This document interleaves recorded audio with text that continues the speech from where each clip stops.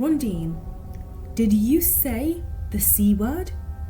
How can telling somebody that you will see them next week on a Tuesday be offensive? In that moment, I was reliving the berating and reprimand I had received 6 years prior for saying the C word. A few weeks and a summer break away from year 10, Rondine finally knew the C word. Internally, I was almost weeping for that year 3 version of me. Hello and welcome to the first story entitled The C Word, and I will proceed with the preamble. This personal anecdote begins in year 3 of primary school. As I have reflected on this period of my life, I realise that those within my generation were exposed to a lot. For example, the overwhelming majority of us would watch EastEnders each night with our families. As innocent as that may be, we were exposed to storylines that contained rape, murder, adultery, and a plethora of non-child-friendly content. Many of us have been singing songs for years, if not decades, only to discover its explicit nature well within our adulthood. I do not say these things in judgment. I mention these things to establish the power of innocence. Whilst I agree that we should protect children where possible, innocence is a natural form of protection within its own right. For example, knowingly singing lyrics that are misogynistic, inappropriate, or hypersexualized has the power to make you feel uncomfortable or evoke an emotional response.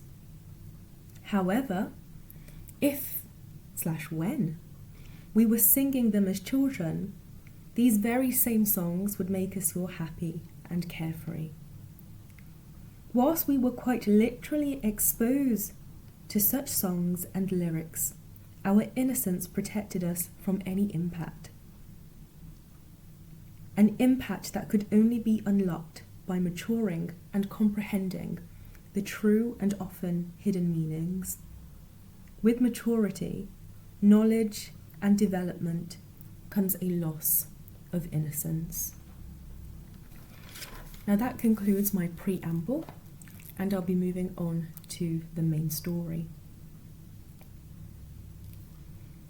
The C word in question is the word crap. The term crap was a standard word within the vernacular of my year group.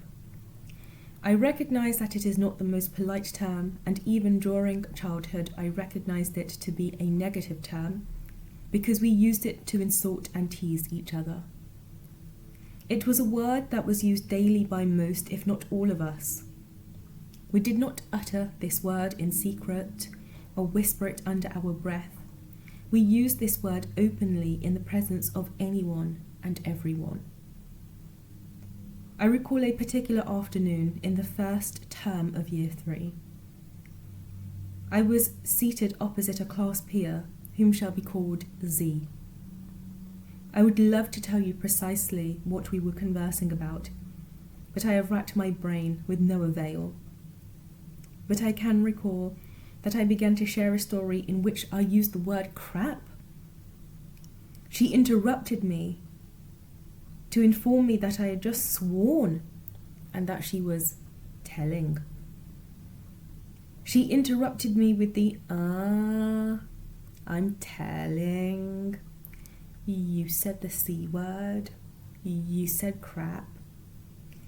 I remember her looking at me in such a cunning fashion, as if to say, I've just caught you out on something, and I have the power to get you in trouble.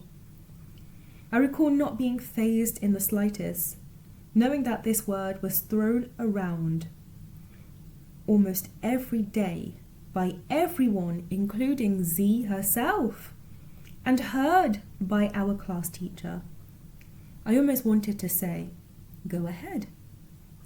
But I watched and waited for her to be acknowledged by the teacher before hearing her say, "Miss, Rondine said the C word." I recall waiting for her to be dismissed with a remark such as, "Don't tell tales," or "Don't be silly." In essence, I was waiting for her to receive a remark that highlighted just how silly/slightly spiteful she was being. Instead, our class teacher looked horrified, and the entire class stopped doing their work and began to pay attention to the encounter between the teacher and I. At this point, my memory becomes vivid because a strange, unexpected, and peculiar experience took place. Our class teacher asked me, "Rondine, did you say the C word?" To which I responded, "Yes." As a child, my default setting, especially in the presence of an adult, is and was honesty. I was aware that I had said the word crap. I was being told on for saying the word crap. And so, when I was asked if I had said the C word, I said yes. Because what else could the C word be? She raised her voice and gave me a berating like no other. It was so extreme that the entire class fell silent in fear. Z looked at me and wanted to cry. Even classmates that I was not friends with just looked saddened. I cannot tell you precisely what she said at this point, not because my memory is poor and hazy, but because amid this verbal attack, I tried to mentally escape. During my mental escape, I remember feeling as though I was an awful child that was swearing daily, and that my class teacher had every right to be disgusted with me. I felt as though it was deeply unfair that I was the only person to receive such a scolding, and a severe one at that, when this was a term that the entire class used frequently. In any case, I still felt as though I had done wrong. The mood thereafter was almost somber. My peers knew that they too could have been the subject of such a reprimand, as they too used the C word. The following days in school were uncomfortable. I felt as though I was under scrutiny by every staff member that I had to face. Every staff member looked for the opportunity to rebuke me and my behaviour. I was watched if and when walking through the corridors to make my way to the restroom or fill up a water bottle. I was quickly told off for skipping or not walking fast enough. During that time, I felt deep shame, internally and externally. I almost wanted days to pass quickly so that I could overcome the shame and bury it with time. On the other hand, during this time, Z was extra nice to me, feeling remorseful for what she had caused. My class peers were suffering from what I can only describe to be second-hand whiplash. Everybody became so careful to ensure that they did not utter the C word, and for a few days I did not hear it. Until somebody slipped up. A hand was raised and a student was acknowledged. The student hastily outpoured, "Miss, Zane swore, he said crap." I sat there in anticipation for Zane to receive his berating, and so did the rest of the class. The class teacher almost giggled and said, "Crap is not a swear word." Before I had the opportunity to process this asymmetrical response, there was almost a unanimous sing of, "Huh?" from the class, but I remained silent. I began to stare in my teacher's direction and could see that she looked confused. A class peer, Jonathan, whom I was not close to, blurted out, "But you said to Rondine!" And at that moment, when she heard my name, she looked at me, only to find me staring at her. She looked as though she was consumed with guilt. She interrupted Jonathan to ensure that he could speak no further, and frantically said that crap is not a swear word, but prefers it if we just didn't use it. Her body language changed. She opened her hands wide, raised them up to chest level, and turned her palms towards the floor. She simultaneously lowered her hands, saying she did not want to hear about the word crap anymore. As obedient children, we reluctantly obeyed, but we were left stunned by confusion. She swiftly resumed the lesson of reading comprehension and acted as though nothing happened. For the remainder of the day, she did not look at me or at any child seated at my table. She ensured to avoid my direction. Once again, Z looked at me, right in the eye, feeling remorseful and sad.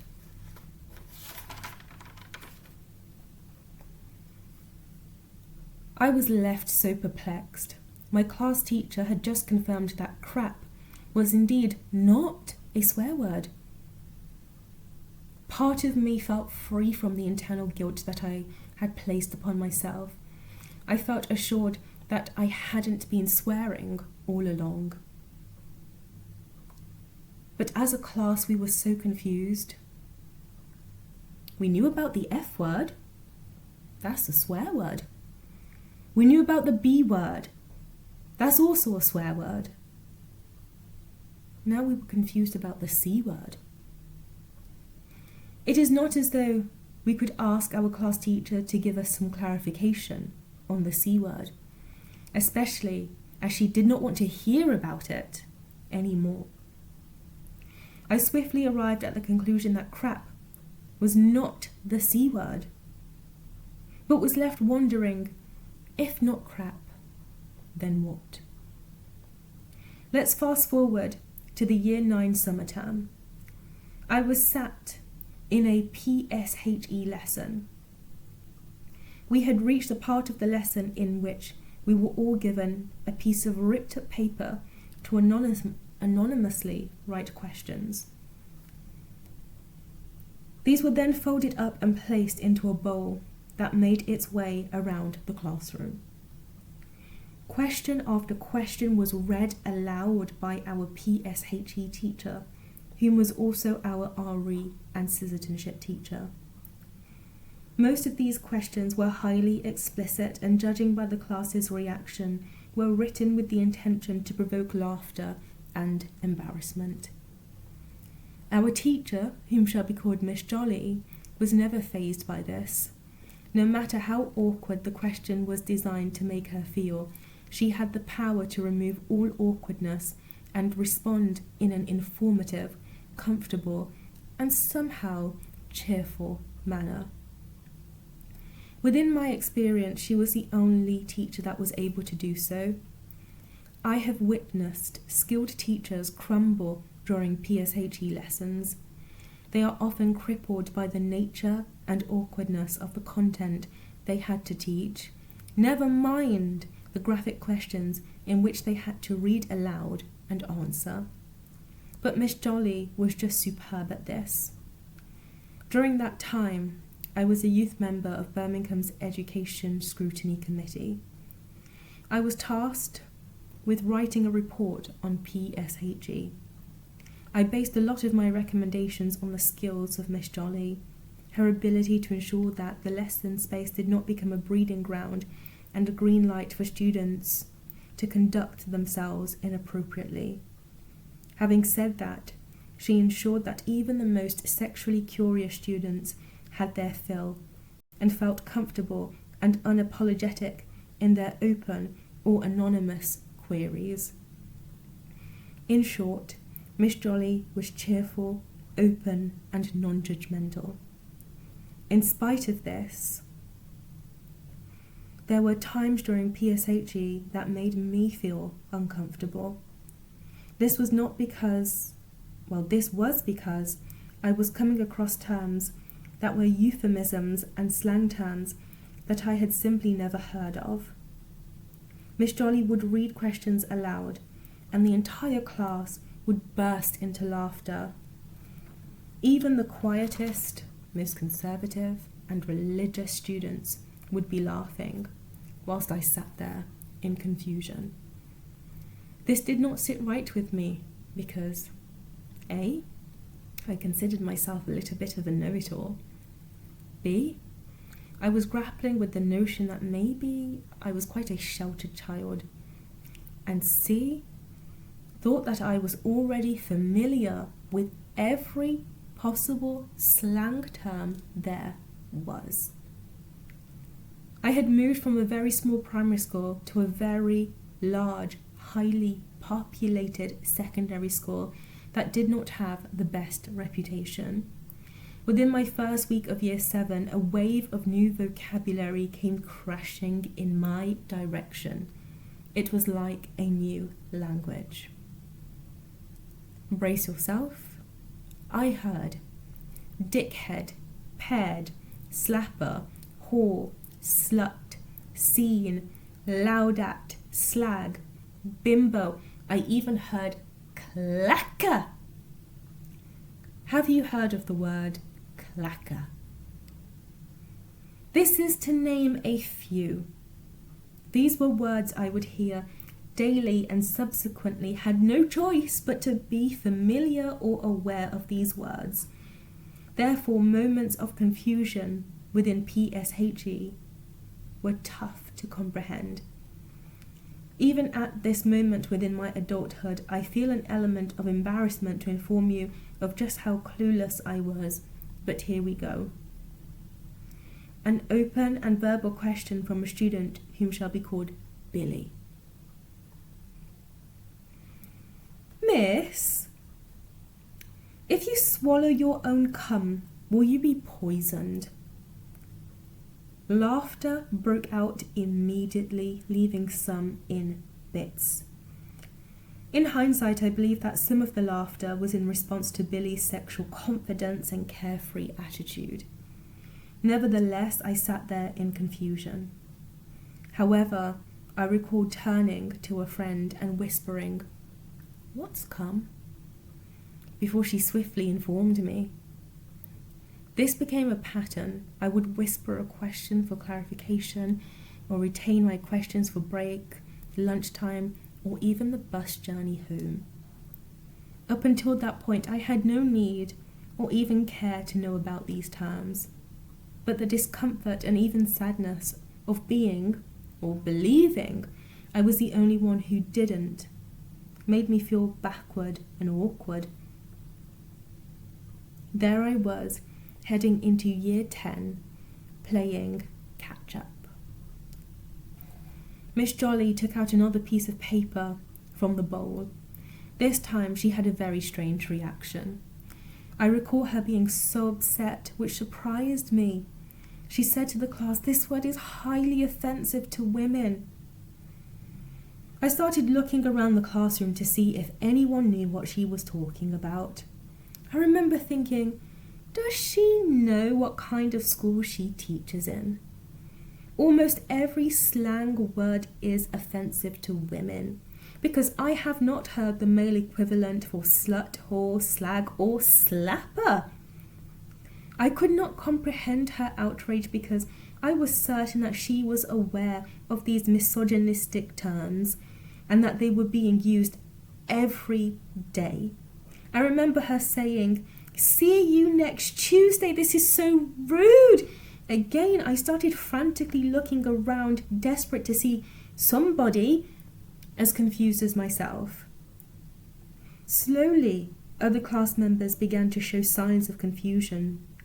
Others looked stern, as though they knew what she was referring to. How can telling somebody that you will see them next week on a Tuesday be offensive? This is what was running through my mind. She eventually said, C-U-N-T, cunt, it's the C word, and continued with a raging lecture on how highly offensive this word was and that we should not be using it. The moment Miss Jolly said, it's the C word, it sparked something in me. I felt a simultaneously highly accelerated yet slow flashback. I could feel a buried and repressed memory resurfacing itself.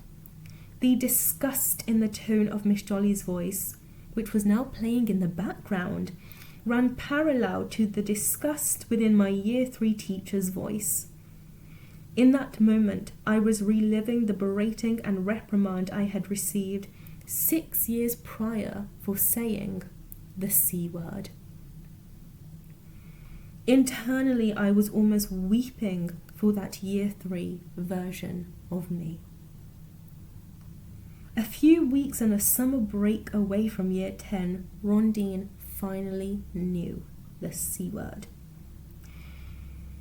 As I am writing this, I still do not know why the term cunt is more offensive than any of the others, and a larger part of me does not wish to know, but given the magnitude of its offence, it pains me to know that I was associated with it as a young primary school student.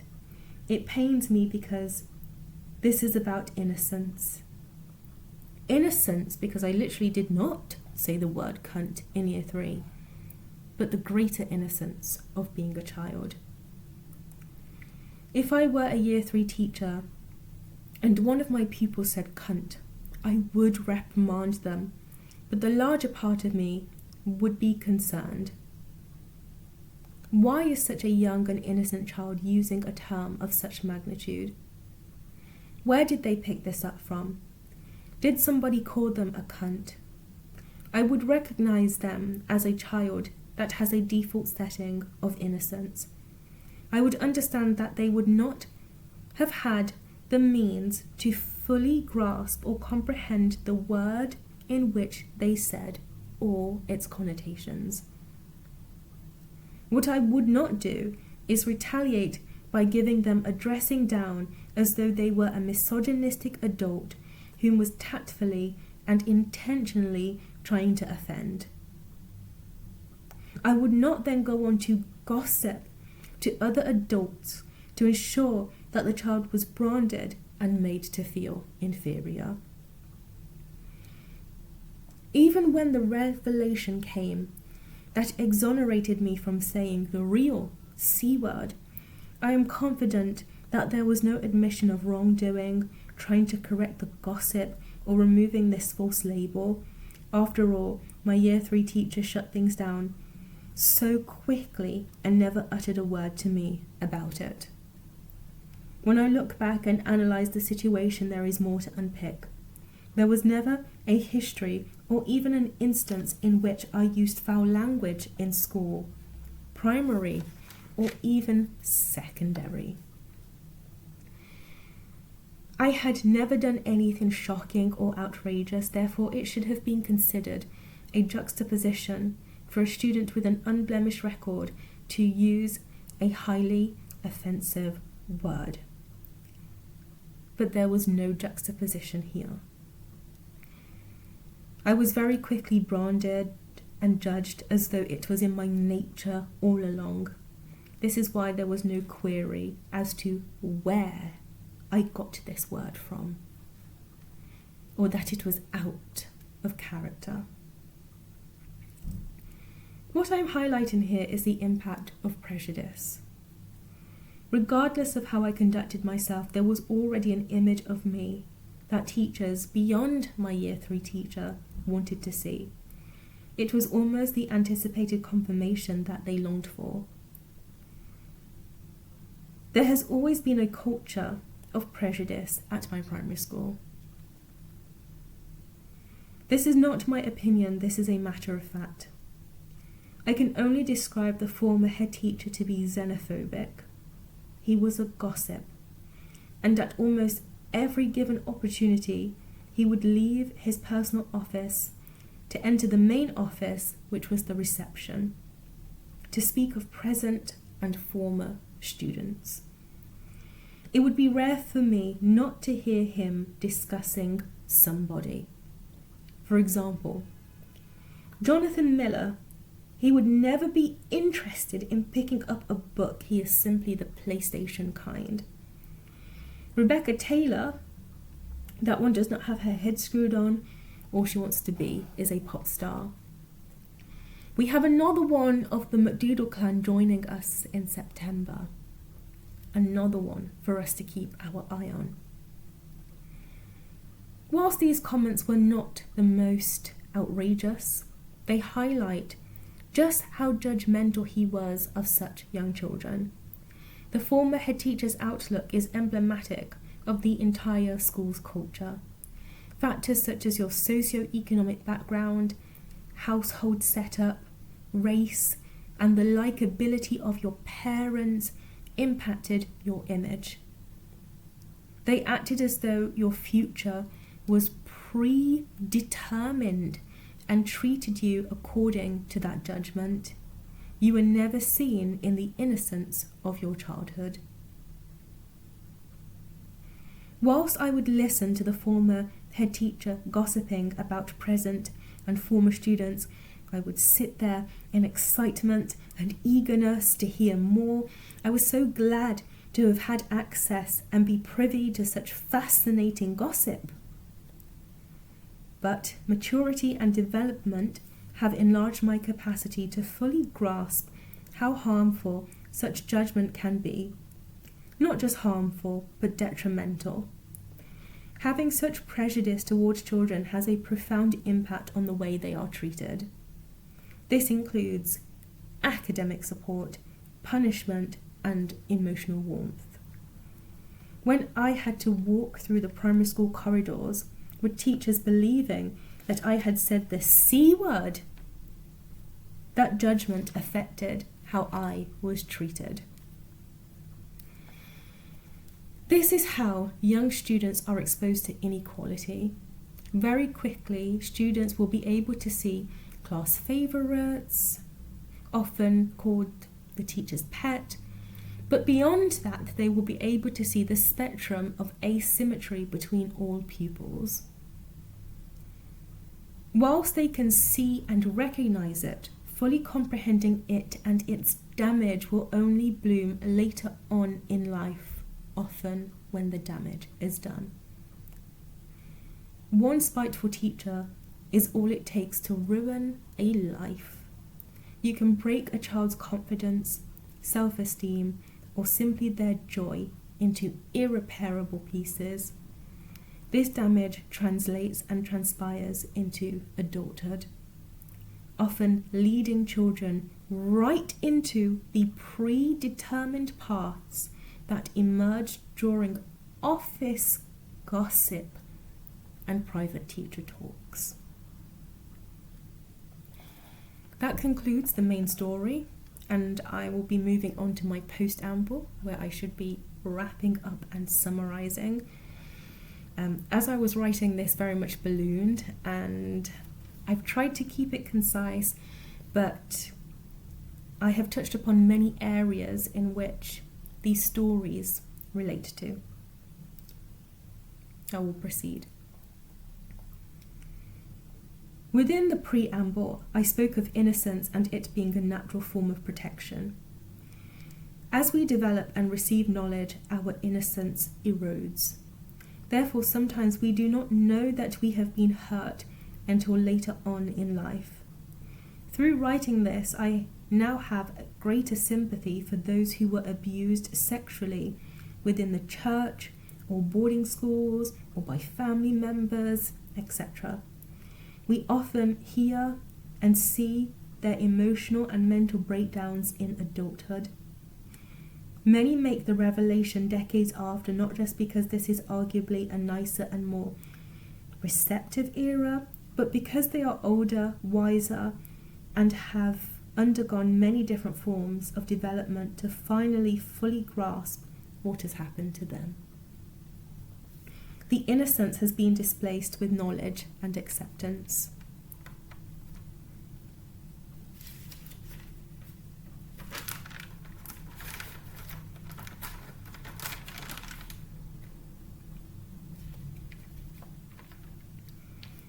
Whilst most of us have a handful of negative experiences from school and not extreme cases of abuse, or at least I hope so, we still recognise where power was exploited and how we did not have the skills or confidence to defend ourselves. When we replay these memories in later years, what is the impact?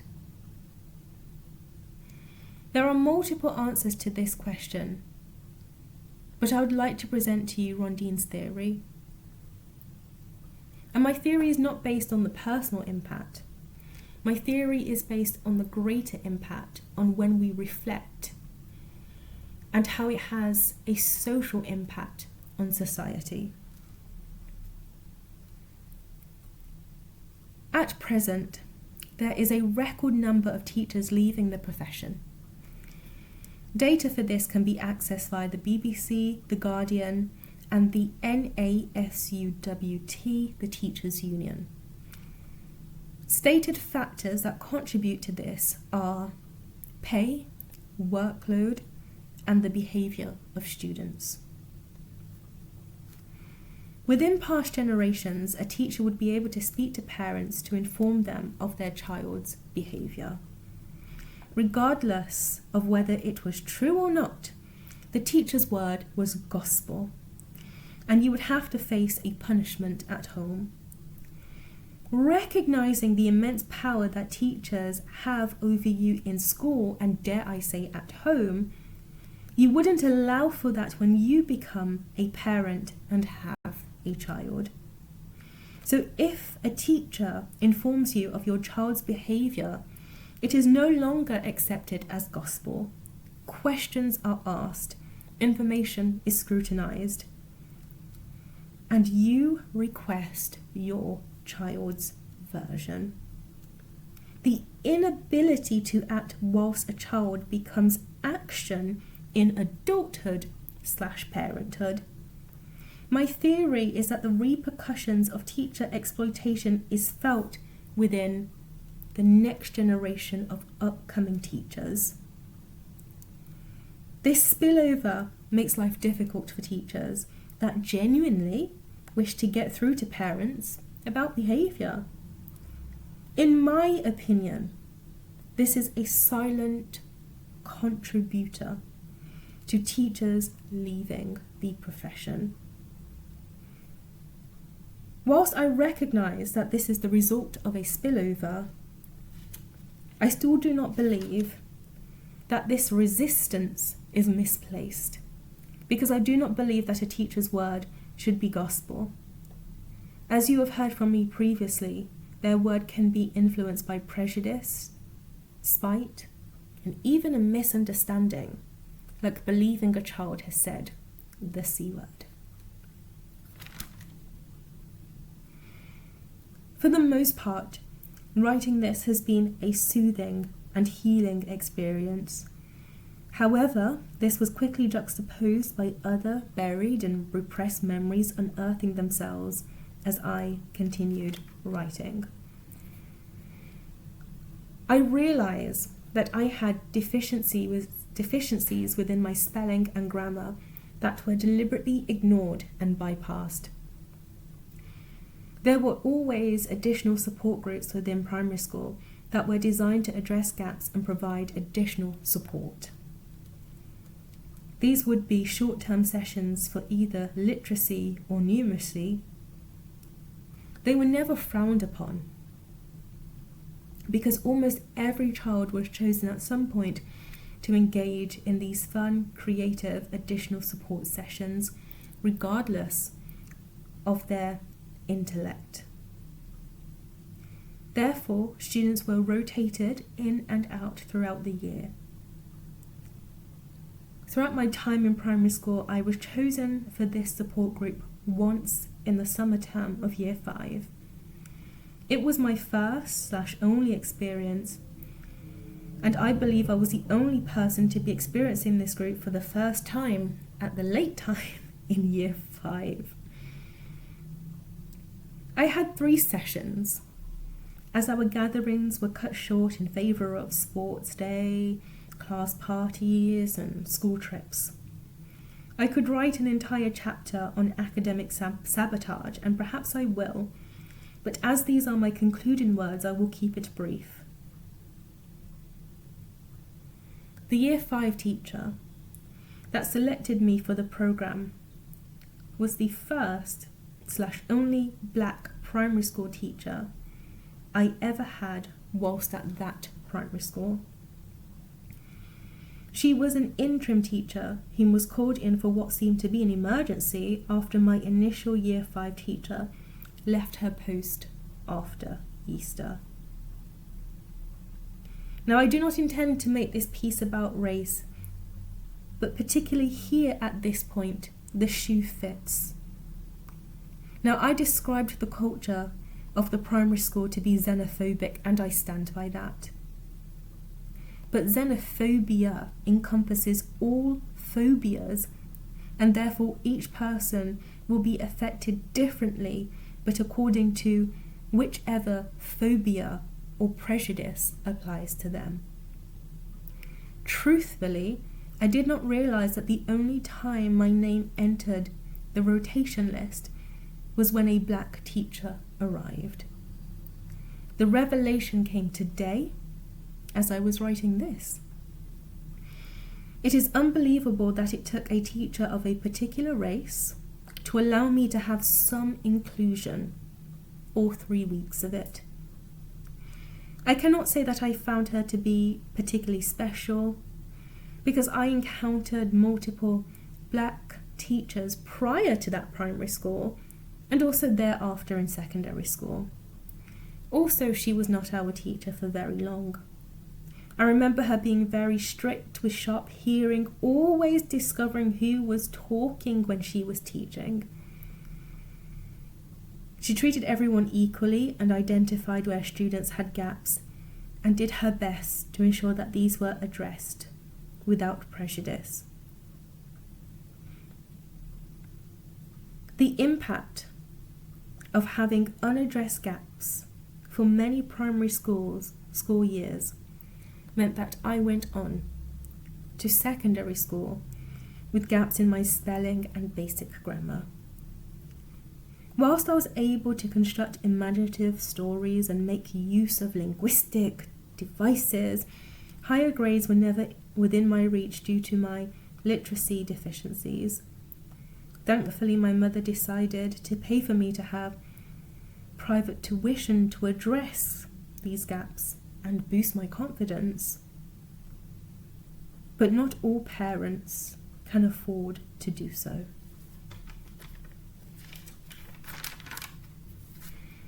In 2021, Lewis Hamilton launched a scheme that aimed to boost the recruitment of black teachers into STEM subjects. The intent behind the programme was to provide positive role models for the next generation of young black students. Hamilton said he had no black teachers at all throughout his time in education and believes that if he had had a teacher who had understood his background better, he would have achieved greater success in his studies.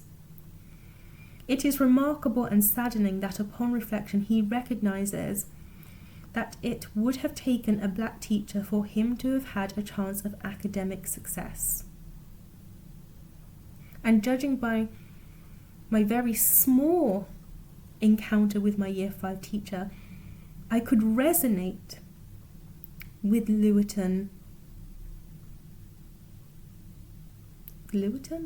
Hamilton slightly. But when I reflect on my own schooling, I do not attribute my success to black teachers overall. and I do not believe that they had a profound impact on me. I can only judge the impact of my short interim Year 5 teacher. However, I have to remind myself that I attended school much later than Hamilton, and that he would have been schooled within a time of greater prejudice and racism. I can only assume that he was prejudged as a failure and unworthy of academic support. And this relates back to the teacher gossip and the prejudice from a very young age. He has now identified that a black teacher was not going to racially stereotype him or have a prejudice towards him, thus giving him a greater chance of academic success. Within a setting where racial prejudice stands firm, the presented solution is therefore often race-based. Therefore, within a primary school where racial discrimination was prevalent, it required a black teacher to grant me inclusion. Picture it visually, a black teacher ensuring that a black pupil is treated equally. This is what Lewis Hamilton is referring to. However, within school settings, or any setting, that are diverse and inclusive, and I don't limit my definition of diverse to mean racially or ethnically diverse, I mean diverse in every sense of that word, the visuals are not the same. This is why I do not attribute my success to black teachers. A lot of the teachers and support staff that I give credit to are white or of a different ethnicity to my own. On the other hand, some of my white peers may and have said that the teacher that had the biggest impact on them was black or an ethnic minority. Therefore, inclusion and diversity within the teaching population benefits all students. It highlights that the school has an inclusive culture which will attract like-minded teachers who are also inclusive and without prejudice. This benefits everyone, as having a staffing population without prejudice means that pupils of all backgrounds feel included and achieve their highest potential.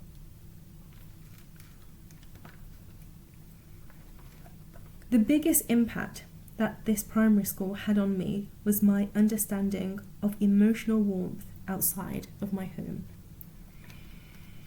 Again, any depth and detail would have to be assigned its own chapter, but I can recall occasions where I had sustained injuries from falling in the playground or needed some emotional warmth and reassurance, only to be given a vacuum or sterile response. As mentioned earlier, children see the asymmetry in the way that they are treated compared to their peers. I realised that if I had blonde hair and blue eyes and was Catholic, responses to my emotional needs would have been different. My response towards this was acceptance, alongside toughening up and learning not to cry or fuss or seek emotional warmth or support outside of my home. I recognise that this experience is not unique, and many of you who are reading or listening to this may have had a similar experience, which has resulted in a delayed trauma, meaning that you cannot be anything other than strong. Anything other than strong is just unacceptable. However, at the time I felt content with the lack of emotional warmth because sadly I was not singled out or within the minority suffering such a fate. This is because both Black and Asian students in this particular instance shared the same fate. The community in which I live has a demographic that is predominantly Pakistani and Muslim. This is then reflected within the demographics of the primary school. There was even a newspaper article written about the primary school entitled "The Catholic Primary School Where 90% of the Pupils Are Muslim." This resulted in an open and widely accepted preference for white Catholic students. The teachers seemed to have an ability to recognize pain and sadness in the students that they could relate to, and therefore provided emotional care and warmth that was sparked by empathy.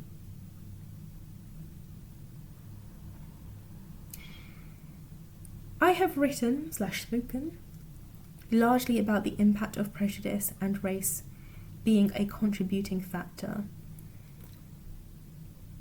But race isn't always so black and white, because things would have been different for me if I was of South Asian or particularly Pakistani descent overall. Now, in regards to emotional warmth and support, identical, but my overall experience would have changed. Why is this? Well, there are many reasons for this.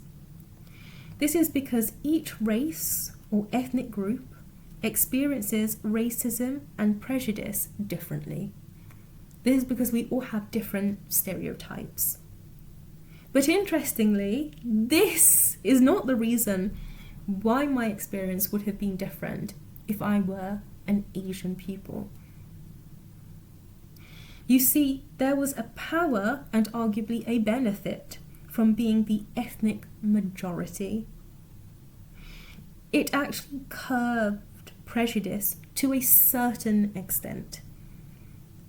It would be impossible to openly apply prejudice and stereotypes to 80 to 90% of the school's population.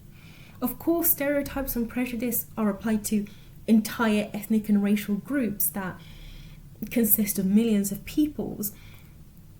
But what I mean by this is it would be illogical to look at hundreds of students and say, you're all the PlayStation kind, or none of you will pick up a book. You see? Actually, students had to be distinguished based on their academic performance, their behaviour, and general character. I'm not trying to undermine any racial discrimination that my South Asian friends or peers may or may not have faced. But what I am saying is the experience of the majority is very different to the experience of the minority. Having said that, if I were to invite past members of my primary school and ensure that the sample was racially diverse as much as I could, I am confident that the feedback again would not be so black and white. I could potentially hear from former Asian students that being the ethnic majority had its drawbacks, and that they experienced deep resentment for an English Catholic primary school looking like an Asian Muslim school. As a non-Asian student, I would not have been on the receiving end of any resentment that arose from this. Therefore, I would not know. In a similar fashion, former white Catholic students who may be listening to this may disagree with my perspective on their positive treatment. I could hear how they were perhaps held to higher and unrealistic standards which they were crippled by, or judged on factors severely or sincerely well outside of race. Which is true. As I mentioned before, it could be their siblings prior to them misbehave, school doesn't get along with their family, or they've come from an impoverished family. Again, I will write about these things in future stories. However, There is a former white classmate whom comes to mind when I'm writing about emotional warmth, and we will call him Callum. He was just loved and adored throughout his time in primary school. He is now married to a man. Retrospectively, he is always presented as gay, and so his sexuality, I'm confident, was of no surprise to anyone. But as children with limited or no understanding of sexuality, we wouldn't have considered him gay at the time. However, gossiping teachers may have, and his treatment within the classroom setting may have differed from his treatment in private. This is why I have deliberately chosen the more accurate term of xenophobic to describe the culture of that primary school.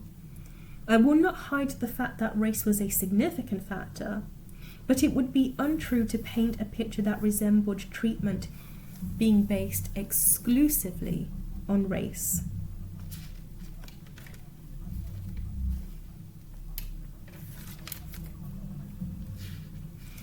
The reason why Callum came to mind is because he always verbalized the differences of how different students were treated. Without prompt, he would say things like, "Gosh, Rondine, she really doesn't like you," highlighting that he was aware of a teacher's treatment of me and that it came from a personal place. Throughout my time at that primary school, I can only recall Callum being told off once. It was in year 6, and it was a shocking sight. I cannot recall what he was being told off for, but I do remember the entire class experiencing a mutual shock. Callum, too, was also in a great deal of shock. He broke down and cried, almost losing his ability to speak or even breathe. We were surprised by the teacher, who seemed to have momentarily forgotten that the only white Catholic boy in the class was off limits. But as I stated previously, I do not know how he was treated outside of the classroom setting.